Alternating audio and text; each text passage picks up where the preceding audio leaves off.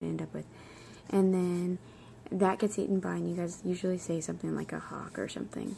So that's clearly a hawk. I mean, duh. And that is a tertiary consumer. There we go. And so if only 10% of the energy moves on, then we only have 1. Okay, so that's 10% rule, and those are the terms. Remember that if this is an autotroph and makes its own food, then everything else is not making its own food. So we call them, hold on, heterotrophs, right? Okay, and if they die off at any point, what breaks them down into smaller parts that can be used again?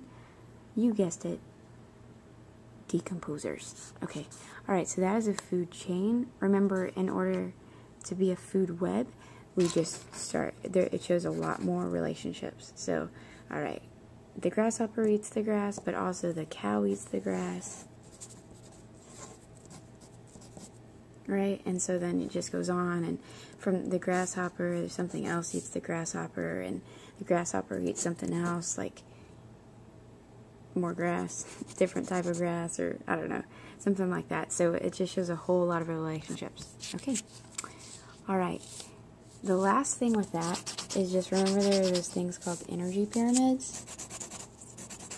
And just like the Egyptians, they started at the bottom and made their way up.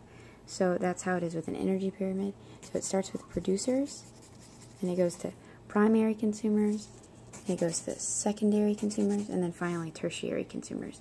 If we're looking at the 10% rule, if we said it started out with 1,000, it would go 100, then 10, then 1. And you always have to pay attention to the way they ask the question, because sometimes they don't ask it in that way.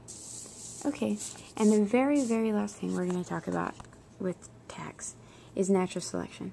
And remember, natural selection is just the survival of the fittest.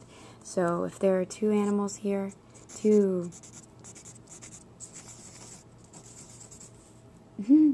animals that look like that, and say this animal lives in I don't know, Antarctica, and it has really long hair, then it's gonna most likely survive than the same animal with short hair. So whatever adaptation best suits it is gonna be the one that survives. Okay, alright. So the very last thing is just test-taking tips.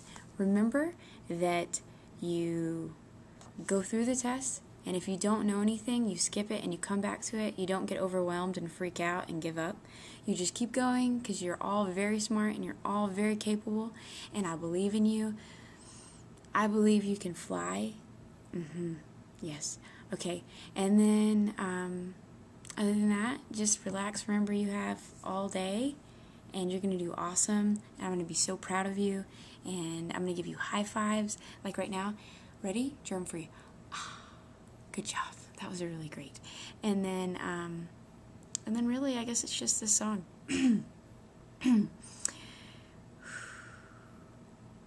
I got a feeling that you're gonna do great on the tax test. That you're gonna do great on the tax test. I think I should probably stop there. But you get it. You're gonna do great, and I believe in you, and have a great, great day and a great, great week. Alright. Good luck on all subjects. See you later. I care. You're doing great. Bye.